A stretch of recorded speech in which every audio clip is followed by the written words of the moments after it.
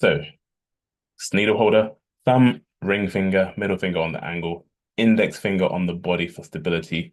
You can use your little finger to pivot off. When you're suturing, keep your elbows tucked in against your body so that you have some stability and you're not tremulous and people can work around you. You always want to keep your operation within your surgical field. Just let me know, of course, if the skin pad is not in the center of your screen. It should be pinned. But if it's not, please do tell me. I think it should now be in the center. Okay, if it's not, let me know. But it should be pinned in the middle and not moving. So we've talked about how we're going to handle the needle holder. Unfortunately, if you're left-handed, most of the instruments by default will come in the right-handed grip, so you will have to learn how to use it like that. Um, but of course, if you work in a center, they'll give you some left-handed instruments. That's great as well. Forceps. The key to forceps is that it's always on top of the finger, never underneath. This is something which you need to adjust if you do use forceps or tweezers for anything else in life like this. This is for precision, and it's between, people say hold it like a pen. I think people hold pens in different ways. So I think often the best way to describe it is between your index finger and thumb. You can sometimes add your middle finger as well. You have more control if you hold it closer to the teeth. If you hold it down here, you have no control, have to press really hard. So you want to be as close down to the teeth as possible, and you work together like this. We need to do some suturing. So whilst we're going to talk about suturing, we might as well talk about how to classify sutures.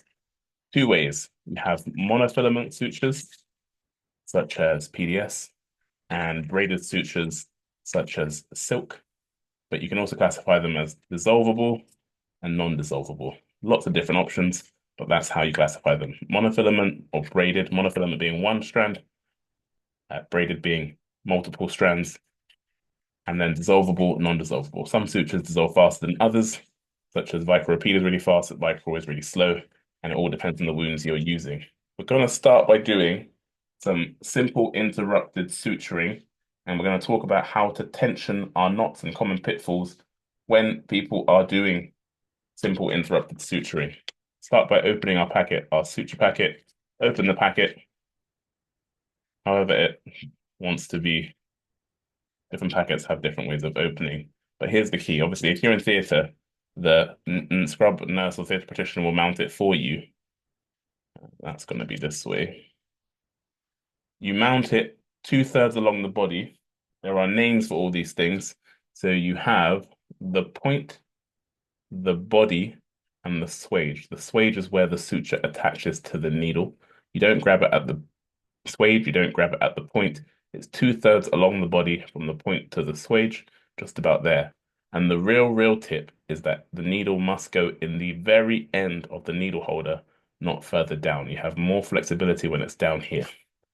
When you have the needle mounted, if you're mounting it by yourself because you're suturing in the emergency department or in a clinic somewhere, pull the packet away.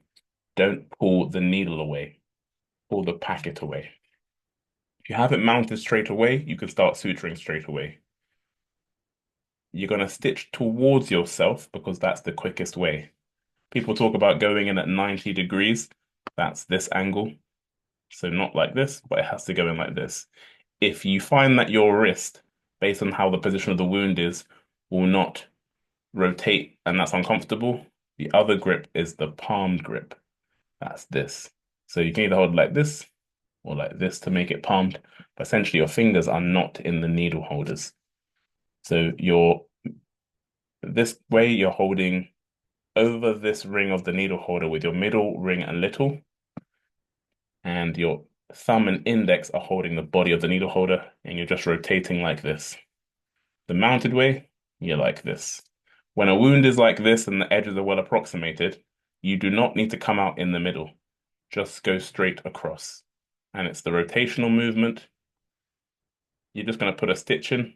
If you have a short needle, push it through again, grab it with the forceps, and then grab it along the needle holder. Here's the trick for economy of movement. Palm your forceps, don't put them down. Pull your suture with one hand. It's quicker. And then when you leave a short end and a long end, you don't need a short end, which is longer than 2 centimeters. The second thing is leave the needle somewhere where you can access it quickly afterwards. So don't leave it out of the surgical field, leave it right in front of you. To lay accurate and secure knots, wrap it around the tip of the needle holder. What you don't want to do is go somewhere out of the surgical field and then be doing all this. Go near where you're going to tie, and if you just push the suture forward, it forms the loop for you. So you push and wrap twice around the tip. Grab the tip of the suture and pull it. But what you're not going to do is use your whole body. You're just going to use your finger and push it down. Same thing when you do it this way. You just lay it forward, wrap around the tip, and use your finger to pull it forward. And one more time. You just use your finger. It's low effort, low energy. Here's where we save some more time. Slide your hand down the long suture, pass the needle holder into your left hand. Everything is here. Let's see if we can zoom out a little bit. So everything is there. And then we can cut. We'll do that again in a slightly faster pace. People will often ask, where do you start when you've got a long wound? Start halfway and then keep halving it. So then I'm going to go here, go in the same depth across. You can pull it across in one, palm your forceps, pull the suture with one hand, leave a short end and a long end, put the needle somewhere where you can find it. Try not to get caught in a twist like I am currently in my needle holder. But if you do, don't panic. And then you push forward. 1, 2. You always lay the needle holder between the long and the short end. Grab the tip of the short end, and with your finger, just push the suture. You don't need to move your whole body, it's just your finger. Always lay the needle holder in between the long and the short. They're not behind the long. Always wrap towards the short suture. And then one, and then another one. And you alternate the position of the long and the short. So let's cover what happens when your suture knot is loose. And I'm going to do that with one of the wounds that's under a bit more tension. So what you can often find is you're suturing, you've got an audience, the scrub nurse is watching you, the consultant's watching you, and your knots just aren't laying as perfectly as you'd like. So we're going to do 1, 2, and the wound's under tension, so it tends to gap. You tie it, and then it just goes like this all of a sudden. There are 2 ways you can lock this knot. When you finish tying it, when the wound is gaping, you know it's going to open really. Rather than putting lots of force through it, tie it, keep the tension on the long suture on the middle finger's pulling, and slide the knot to one side. It should hold everything in place. And then you just carry on. I'll do that again in 1 second. I'll do it on a slightly bigger wound as well. It should work for that too. Let's try it on this. A wound that's under more tension. I wouldn't normally close this without putting some deeper stitches, but we'll cover that tomorrow. So we're here. Where the wound is under tension, you need to come out in the middle. So grab it with the forceps along the body, not the tip. Mount it straight away and put it straight in. So I'm not faffing around mounting it again in the air. Pulling it with one hand. I'm going to lock the knot because I know that it's going to unravel before. So 1, 2, your surgeon's knot. Hold it, keep the tension, and slide the knot to one side. It has held it in place without disrupting that knot by just putting the instrument down, putting the needle holder, the suture down. It's made my loop. I just go through and tie. And my knot remains locked. When you do 1 revolution, it's a reef knot. When you do 2 revolutions, it's a surgeon's knot. The reason we do surgeon's knot to start with is because it's more secure to start with. If you have any questions, again, just drop them in the chat. But we're just going through the kind of essential things, tips and tricks to start with, and then we'll dive a bit deeper in a second. So we've talked about the interrupted suture. We've talked about how to mount things for speed. You palm your forceps because you put them down, the scrub nurse will take them. If you're in A&E, you don't want to leave instruments lying everywhere. Going across in one, and how to lock the knot. If the other option is just to slip the knot. So in that case, we go across, grab it with the forceps along the body, pull it forward, mount it straight away, go straight across. So normally, when you tie your knot, you do 1, 2, the long end and the short end must alternate. As it's done, it's loosened. So when I would do the next knot, the normal thing would be to do 1 revolution. The short end would then come here, the long end would then come here. We're not going to do that. We're going to do everything comes back to where it came from. So we're going to go around the needle holder, pull the short end through the loop. Don't pull the long end, just pull the short, and it will close the wound. When the wound is closed, then you pull the long. That's a slip knot. That's not a secure knot, but it allows the knot to retighten. And then you carry on. So there are 2 ways to retension your wound. The locking knot where you slide it across, or the slip knot. I'll just do that one more time. Again, the best way is just to put a deep dermal in between, but these are ways that you can just tighten your knot without unraveling things. So we go across, got a big needle, so I'm going to go across in 1. Pull it through, palm my forceps. I go 1, 2, and tighten. It's going to open. I know that it's going to open, which is done. I'm going to do a slip knot. I'm going to bring the short end through the loop without pulling the long. Pull just the short end until it closes. And once it's closed, I can now pull the long. Again, just using my finger to lay the suture rather than my whole body and all my fist curled up as tight as possible. This is just skin closure. It's not a fighting competition. It just needs to be finger tight.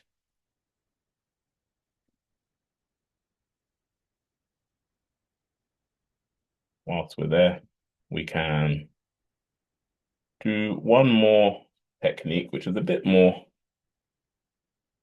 of a task, but why not? So the other way is to hold your suture. So you leave a longer end than normal. You go 1, 2, tie your knot. Keeping the tension, put your index finger underneath the long suture and then put the short suture on top like a cross. The tension is still on the short suture. I haven't taken that off. You now squeeze the cross. The tension is all here. My wound is still closed. You go under that long suture just down here and pull that suture through the loop.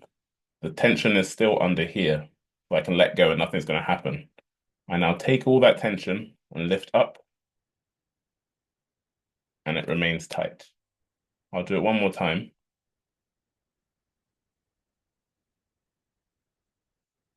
Sometimes people will ask, you might ask, why would I do that instead of doing a deep layer of closure? Sometimes your wound is so big that when you put the deep dermals in, the suture just rips out. So you want to take off the tension of the wound with a couple of interrupted sutures with a big needle and a big suture like a 2/0 silk. Then you put your deep dermals in, and then you can run your subcuticular or your interrupters on top.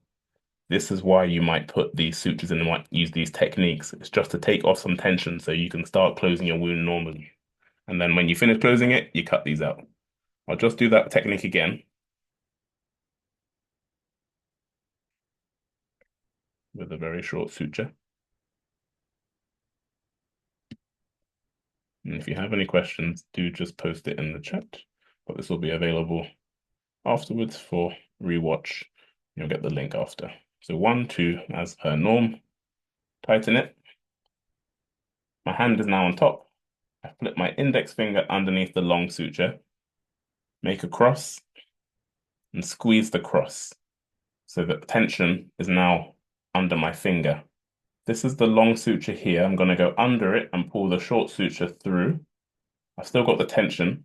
I could do it in one continuous movement, but just to demonstrate the point, it's all the tension is there. The short sutures come through the loop.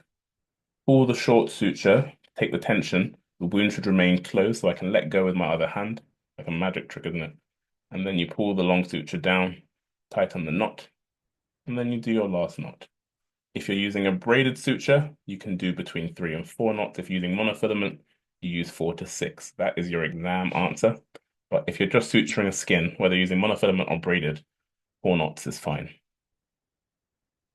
So we have covered how to hold your instruments, palming the instrument, passing your suture to your other hand, and cutting for yourself if you need to. We've covered retensioning a wound, and that's with the slip knot, where you slide the short suture through the loop and pull. With the locking knot, where you slide the short suture towards the long suture. And then this other trick at the end. I don't have a name for it, I'm afraid. We'll just call it the catch, where you catch your suture and pull it through. And you might use these techniques if your knot's unraveling, you expect it to unravel, or your wound's under tension and you need to put in some deep sutures. But rather than waiting for your stitches to avulse out, you take off the tension predictably. So the interrupt suture is the most common suture you get asked to do.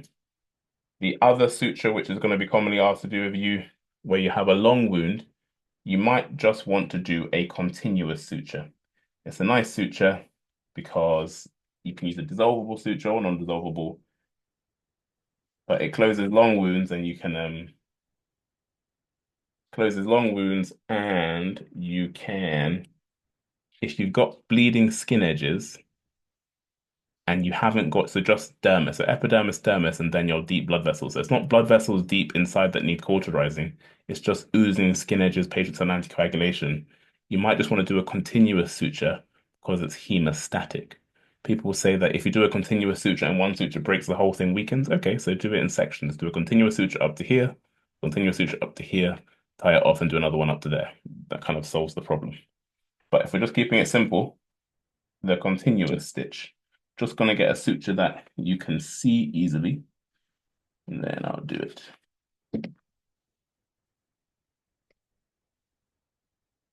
So let's do it with this. So you've got a nice long wound. You want to do a quick stitch. It's not under any tension, the continuous suture. So you tie it off like an interrupted, palm your forceps, round, round. When you know you've got a long wound and not so much of a long suture, this is where you choose not to waste suture. So keep your short end short as possible and don't make it any longer.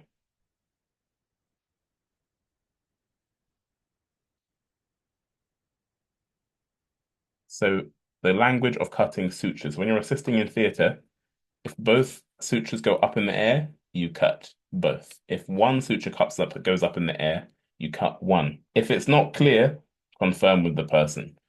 So that means I should cut one, so I'm going to cut the one. If you're cutting sutures for yourself, palm your scissors like this.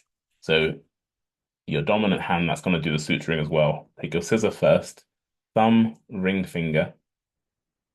Take your thumb out and push with your middle finger the scissor down.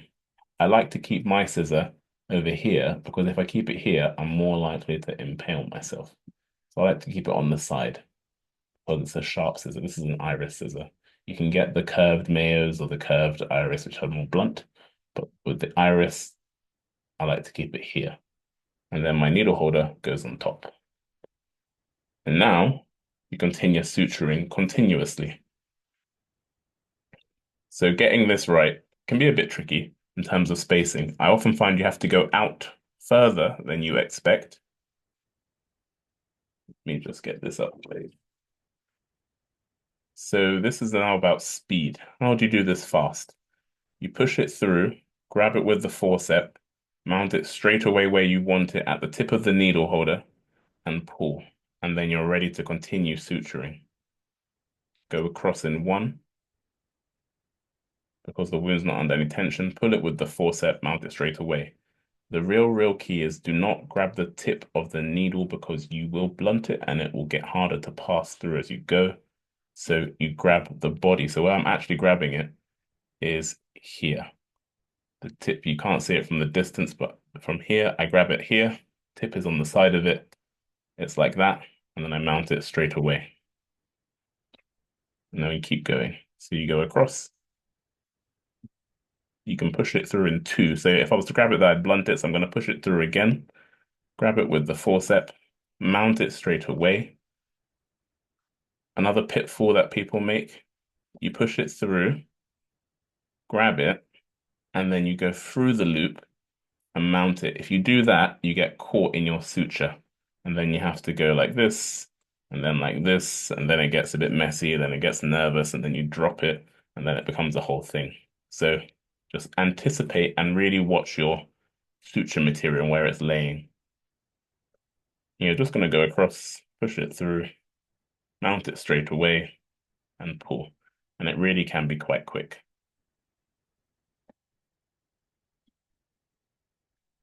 So if you don't grab it between the teeth, you drop it.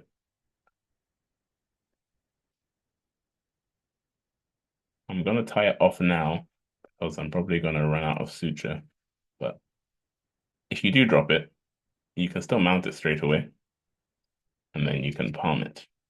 So it's just about trying to be slick.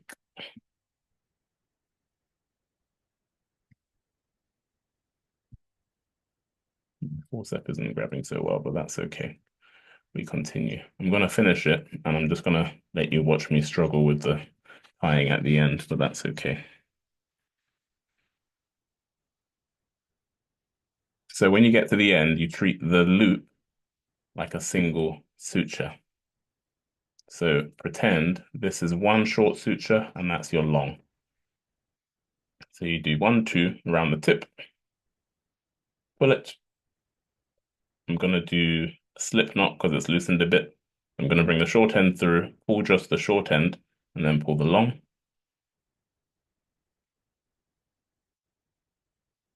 Both go up, therefore you cut both.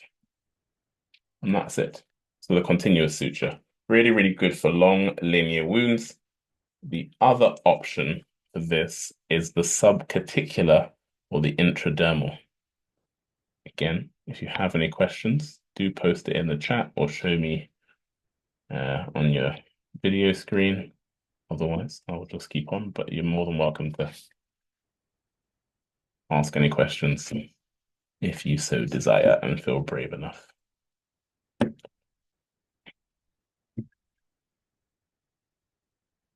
So the continuous suture, I think, is a really good suture for long linear wounds. In children's wounds, children don't like having sutures removed, so you just use dissolvable stitches for them. Now we come to the subcuticular, or better known as the intradermal suture. There are a few things I think you need to factor in when you're doing this suturing. The first is how thick the patient's dermis is. In the elderly and in children, the dermis is very thin. So often I will use, you have a choice. You can either use a monofilament suture or a braided suture. If you've got thin dermis and friable skin, so it just rips out, the monofilament suture tends to cheese wire, like you're cutting cheese, it just rips out. But often we use a braided suture, it's softer and it grips the dermis better. I'm going to see if I can zoom in on this, which I can. Well, this is a very well-used skin pad that we use for all our videos, so that's why it's looking a bit well beaten. But alas, it works. I'll get a new one when it stops holding the sutures. So to start this off, my preference is to take a bite from deep to superficial. Grab it with the forceps, pull it through, palm, and I just tie the knot here. You can go across the other side, but the whole purpose of this is just to anchor the suture inside the skin.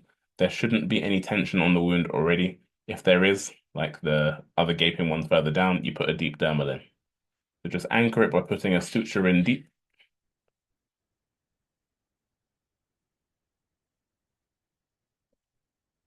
And then this one goes up, and this is where people will say cut flush with the skin. Cut flush with the skin means cut at the level of the skin. With scissors, go in, do not open like this. Go in, open, let one of the teeth hit the suture, slide down, angle it, and then cut. I'll go again. You go in, you hit the side of the suture, slide down, and angle it. If you cut straight, you're more likely to cut the knot out. And as you can see, I have cut the knot. Wonderful. So we'll do it again. Also means I need to bury it slightly deeper and angle it more when I cut at the end. So let's do that.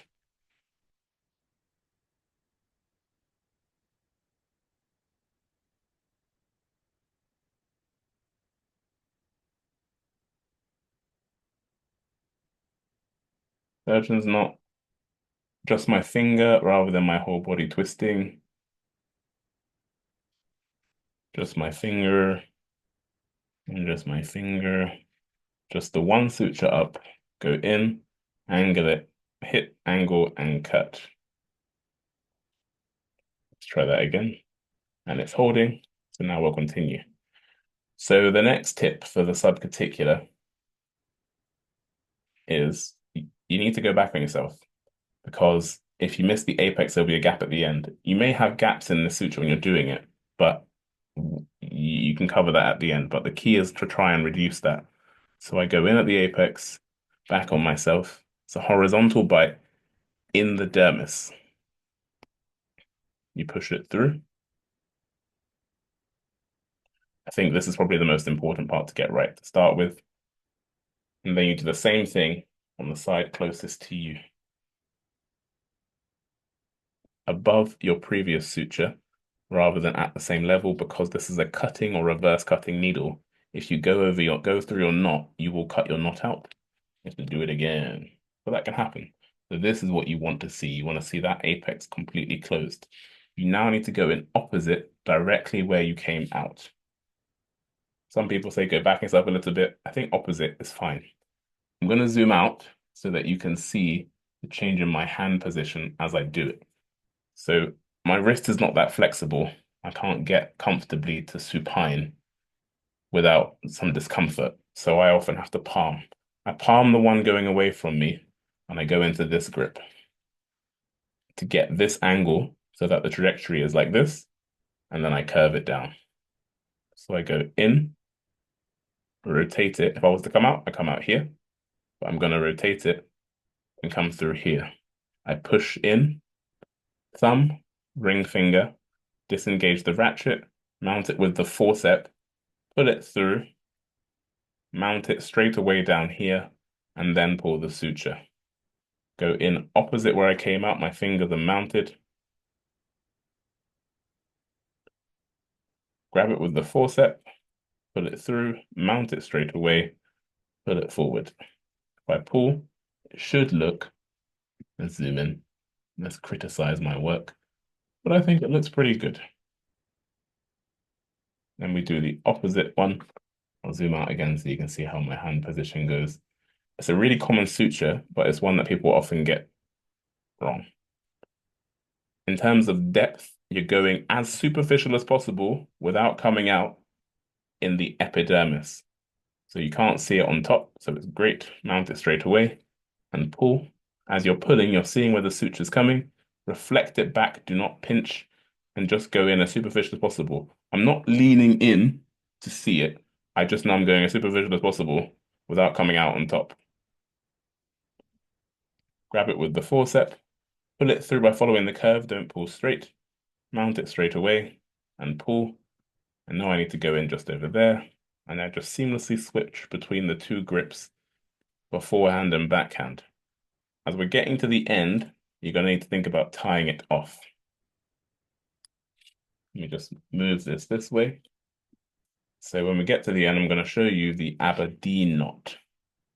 It's a way of burying the knot, and this is where we need to respect the laws of monofilament versus braided in terms of number of knots. rather than bringing your suture up into the air and into your face, the correct thing to do when you're putting your suture is, sorry, I've lost grip of my suture. Right there, retract that a bit, but not all the way out, and just redirect it. So grab it with the forceps between the teeth, pull it through, is to just use your forceps to pull the suture through so the needle stays in your surgical field. Yeah? Now, as I'm coming to the end, I'm going to take a normal bite here, coming out just before the apex.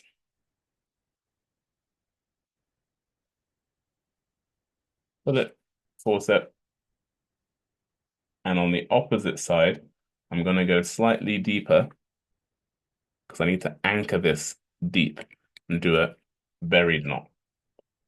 Now I can see that I've been here a few times before, so I'm going to make sure, so I'm switching to a backhanded grip and palmed so that I can go from deep to superficial. And this is why I say you need to be able to switch between positions of holding things. Let me zoom in so you can see what I'm seeing. It needs to really anchor good and proper on some substance. So I'm just going to rotate. My fingers are now going into my needle holder. Follow the curve. So I now need to leave a loop. And we're going to do an Aberdeen knot. So index and thumb on the right,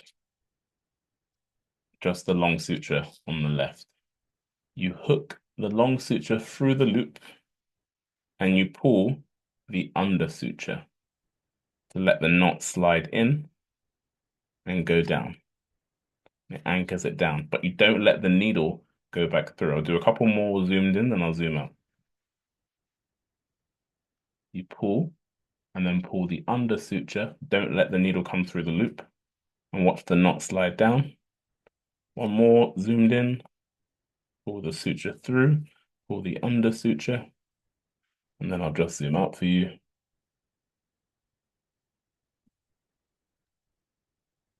So monofilament, you do between 4 and 6. Braided, you can just do 4. So this is a braided suture, so I'm just ending it there. I didn't describe what I was doing, so I'll just do that too.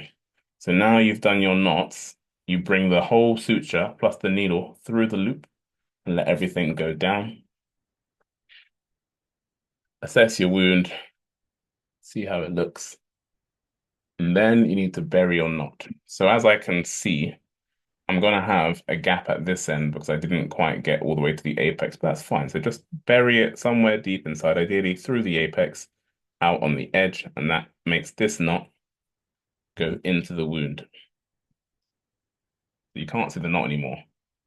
Cut flush with the skin. So on, down, angle, flush. Now, it was all going perfectly until the very, very end. So I would have given myself a 10 out of 10 because because I'm overconfident, plastic surgery. So the level is good. I've got epidermis to epidermis. I've got no dermis overriding the epidermis, which is great. If you get dermis riding above the epidermis and epidermis going into the dermis, the wound will not heal. You'll just get cysts from the epidermis being inside. But I'm going to take away 2 marks for this big gap at the end. But it's not lost. I'm not taking it all out because of that. I'm going to get a really small suture, like a vicryl repeat. It's fast dissolving. And I'm just going to place 1 or 2 sutures interrupted in the gap. So I'm just going to go in here. This isn't a vicryl repeat. This is a vicryl repeat. So just take a small bite. Don't catch a knot, which I have just done, and then go across.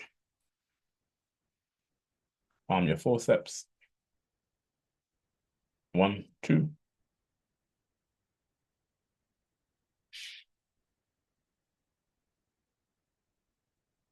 Just finger tight Remember, you can pass your suture to yourself, pass your needle holder to yourself, and cut.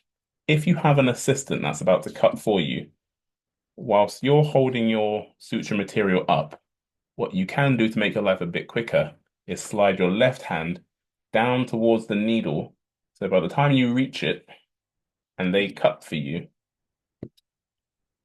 you have your needle in your hand and you can just mount it straight away. I've got another little gap here, so I'm just going to put that in there. On my forceps, take a bite.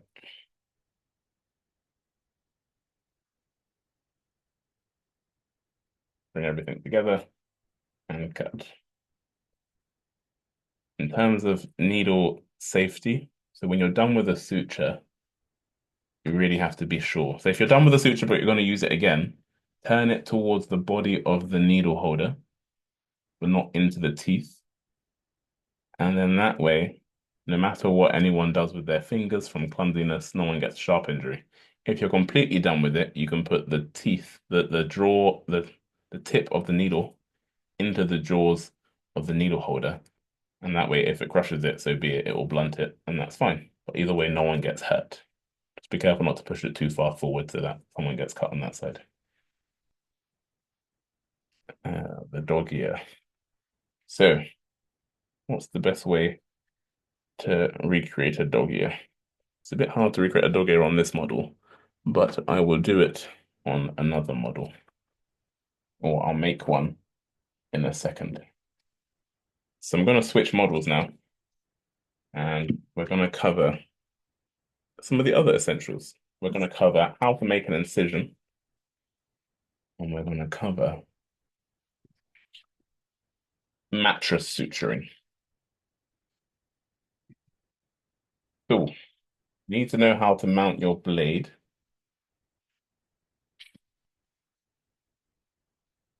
And you need to make an incision somewhere on this model. So the first thing about mounting your blade is it's good practice not to use your fingers these days, but the sharp edge of the blade is here. So wherever you grab, don't grab that point or anywhere up there, otherwise you blunt it. So you grab it just at the back, and then you need to make this hole match this part of the blade. So it's not going to be this way because it's the wrong angle. It's going to be this way. The blade handle has a groove in it that it needs to slide into. So you angle it down, away from the patient, away from yourself, away from any colleagues, and just gently wiggle it on. It's not a forceful thing. It shouldn't be like this. And then to take it off, you lift it over that hook. Again, have full control, not forceful. If you find the needle holder's too far away, hold it somewhere like here so you have more control.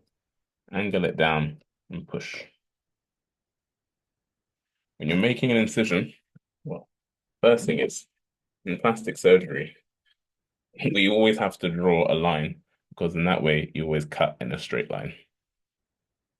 See that? And then some people will then put lines either side so that when you've done your surgery, you align the correct parts of the skin and the correct creases, and the ink washes off. When you're making an incision, you put traction perpendicular to where you're cutting. So you don't do this because you're cutting towards your finger and nothing good will happen when you do that. So you put your fingers down, push apart, and then you cut with the belly, not the point. With a 10 or a 15 blade for skin incisions, 10, 22 if you're doing things on the tummy like laparotomy. So counter traction, belly down, not the point, and cut till you see the layer you want. As you move on, you move your fingers down and you cut. And you use all of your incision to get to the same layer. So I can see the fat there, it's yellow. Just zoom in a little bit so you can see, but I'm not all the way through at that point because I was determining how deep to go. So I'm going to just increase that depth just to the same layer. And you go all the way to the end of where you've cut. Okay, so epidermis, and then dermis, subcutaneous fat. We don't put stitches in fat because when you stitch fat, you get fat necrosis.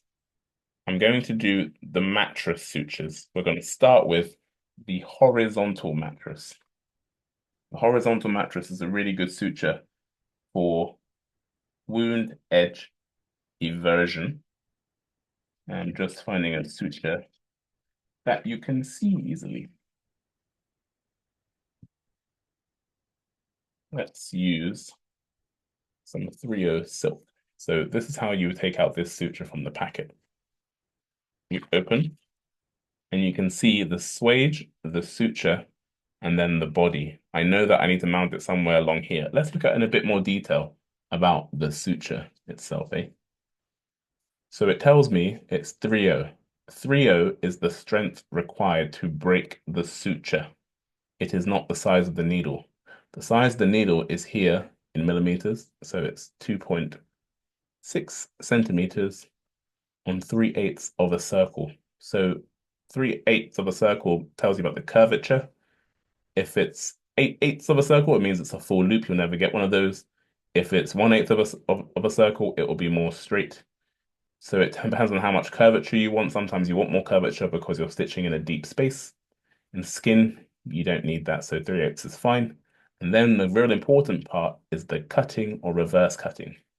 Cutting refers to the side of the needle which has the cutting face. So cutting means that the cutting face is on the inside of the curve. Reverse cutting means that the cutting face is on the back of the needle. You also get round-bodied needles, which is good for structural repairs, taper point, and those are a few good examples. So back to mounting.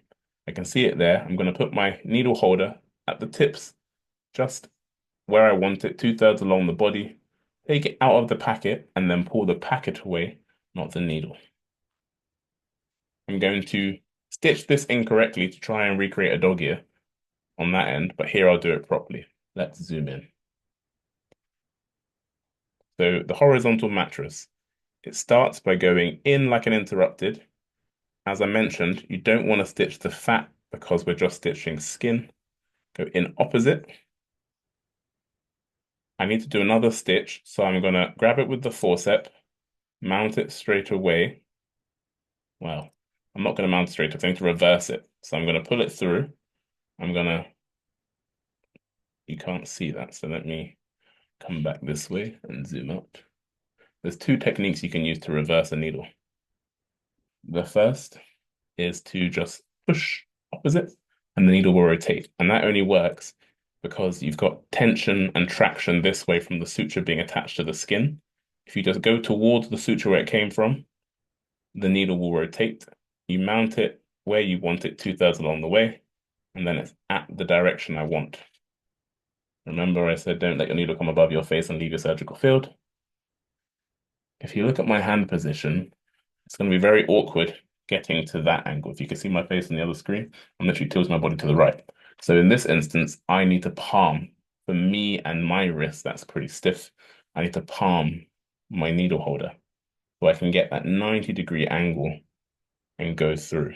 Because the horizontal mattress, I have to go back adjacent to where I came out, rotate, not in the fat, don't come out in the middle because I haven't got a wound at attention, and come out adjacent to where I started. Pull it through. Now, in my experience, I don't let the loop of the suture go into the skin just yet, because if you let it go into the skin, it will strangulate the skin when you tie your knot. So at this point, I tie my knot, 1, 2, finger tight, watch the loop. It now goes into the skin and it everts the wound edge. It puckers it up nicely. If your suture is already in the skin before you start that, nothing good will happen because this is going to get edematous and it will cause skin edge necrosis. Grab the tip, and again, it's all finger tight. Everything up in one hand and cut. It's a good suture for wound edge eversion. That's its main purpose. Now I'm going to try and recreate a dog ear here. So by incorrectly suturing, as you can see from the alignment here, just to answer a question in the chat, which is how to treat the dog ear. Let's see if I can do that. So again, I'm palmed, and then I'll show you the other technique for how I like to reverse my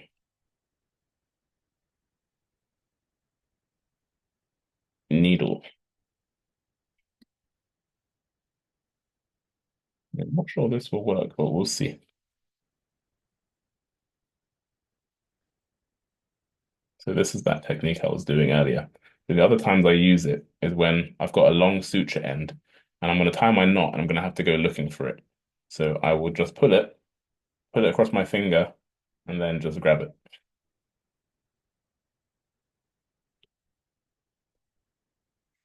So unfortunately, I can't recreate a dog ear from this, but I'll just show you the mattress suture again, and then I'll show you how I'll artificially make a dog ear. So the mattress, you go across. You just want to go in the dermis rather than under the dermis. In the dermis rather than under the dermis. Otherwise, the dermis will pop up. The other way I reverse my needle, I pull it through, I mount it straight away, and then I pull the suture. I then unlock the ratchet, but keep the needle bound within my needle holder. I need to rotate this needle 180 degrees that way. So I push the needle down and rotate. And I lock it when it's in position. Now, many don't like it because they think it will cause injury to the skin. I mean, ideally, don't put the needle into the skin itself. It's just the body. Do it on an area that's anesthetized if the patient's under local anesthetic. And this becomes useful when you're doing other techniques such as tendon repairs and you don't want to have to keep putting the forceps down. Or patients are asleep, you need to get, for example, suturing under the underarm. You haven't got an assistant, you need to hold the arm and stitch. Then you can just take your needle, rotate it round, and then you can carry on suturing, like so. And then you carry on. So I'm still keeping my other hand out of the way to show you what I mean. And I'm there. Rather than grabbing the suture now, I'll get caught in the loop. So I push the loop over and pull it through, and then I'm there. Tying, leave the loop, 1, 2, and the edges of the wound are nicely everted. And we like that because that way you get dermis to dermis, epidermis to epidermis, and when the sutures come out, the wound will flatten. If the wound is inverted, you do mattress. If the wound is flat, you can do interrupted or you can do mattress, but when the sutures come out, it will flatten, which is always nice rather than everting. I'm just going to try and recreate this dog ear, and then I can show you how to treat it.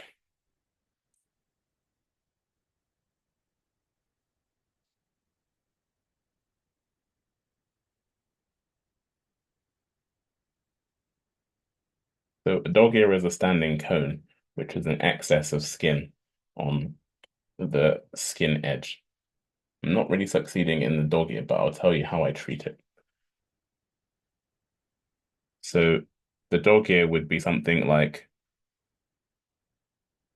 this sticking up on top of the skin.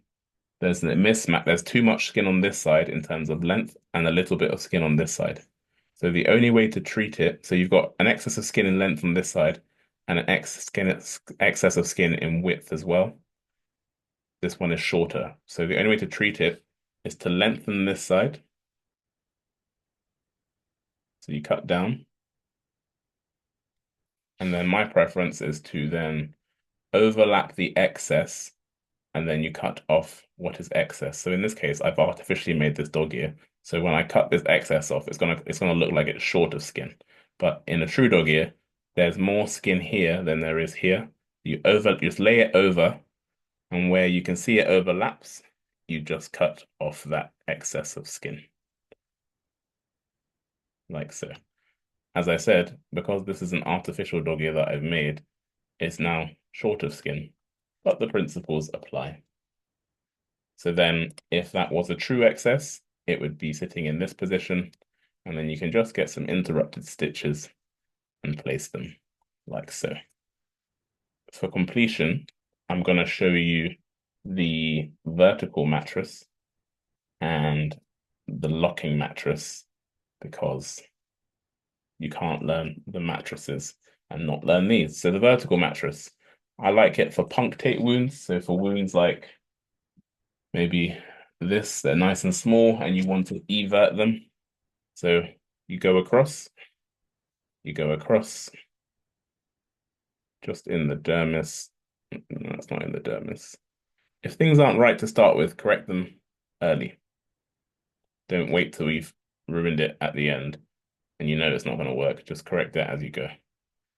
So the vertical mattress, the horizontal mattress should go in next to, but the vertical mattress should go in just in front. If you notice, to turn the needle around, because it needs to come this way, I'm just going to push it this way. Yeah, I'll zoom out so you can see it again. So the needle's here. I need that point to be that way. I just push it there. Because it's the forceps, it's loose enough to do so. I mount it, I pull it, and then I palm it, like so. But some people's wrists will allow them to do that with the fingers and the needle holder. So if you can, good. If you can't, do what I did.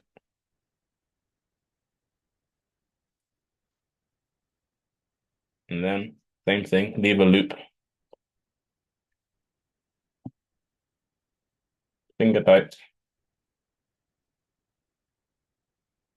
Oh, my knot is not knotting because I've ruined it, but alas, something funny is happening there. But we continue. So that's the vertical mattress. As I mentioned, it only covers the small area where the horizontal mattress would have closed the whole thing. So we've done the horizontal, we've done the vertical, and the last one to do is the locking horizontal. I'm going to go back to my other skin pad because it's really a useful suture for wounds under tension.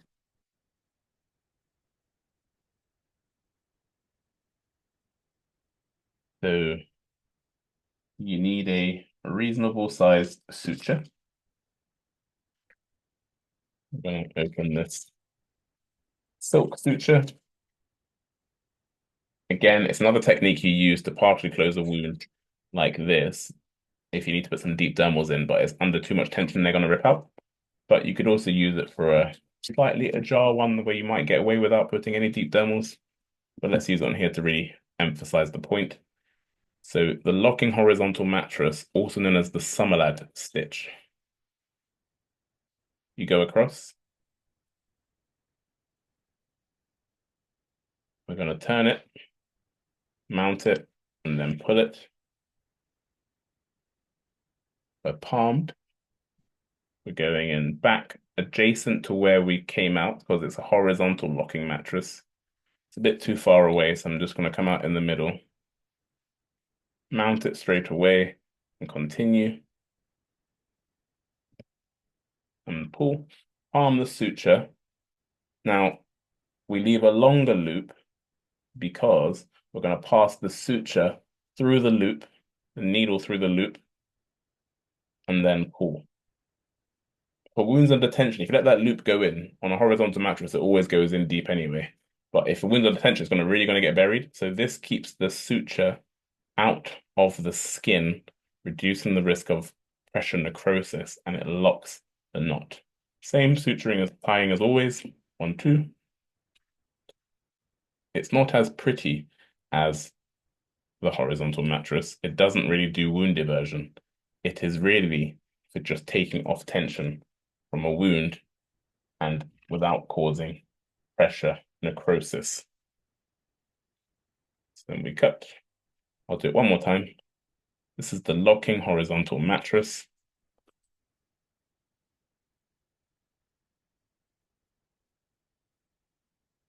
I'll do the other needle reversal technique. So mounted. just going to mount it how I actually really want it. You push down with the lock ratchet unlocked, and then lock it when you're happy. Go in. Something you have to practice, I think, if you want to do it. Push. Keep the loop, pass the needle through the loop.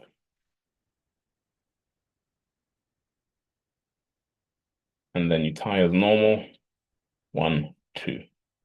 Surgeon's knot, and then a reef knot, and then a reef knot. Like I said, it's not a good looking suture, but it takes off the tension really nicely, like so.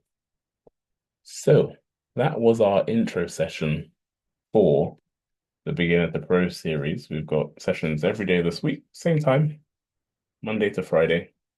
Tomorrow we'll do hand ties and some of the deeper sutures that we need. Again, if you have any questions, post them in the chat. You'll get a link with the replay of the session. You can ask questions at any time. If you have found this useful, let me know if you have any feedback. Is it okay to do mattress suture to close the wound under tension without dermal sutures? So the question is it okay to do a mattress suture without a deep dermal suture if you've got a wound under tension? In my experience, no, because the mattress suture for the skin will be a either non-dissolvable suture that comes out in 2 to 3 weeks, or a quickly dissolving suture that loses its strength within 1 week. If you lose the strength of that suture, but the wound's under tension, or the suture comes out in 2 weeks' time, the wound will dehiss and it will open. Whereas when you use deep dermals, you use a long-lasting dissolvable suture that often doesn't dissolve before 3 months, like Vicryl or PDS. So even when the top layer of sutures come out or dissolve, the wound is still being closed by the deeper, long-lasting dissolvable suture. So you can use a mattress suture to close the wound under tension, but you will often find that the scars will probably be worse. They'll be wider. The wound is likely to open over time, and the wound healing will take longer. So in my experience, you do the deep dermals first, wound under tension, and then mattress sutures. If the wound's not under tension, you can just do a mattress and it'll be fine. Hope that answers your question. Any other questions? You can ask anything you want, anything you ever wanted to know about suturing, you can answer it here.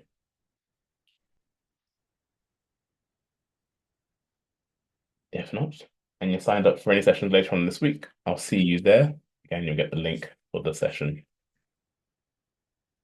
after. Have a good evening.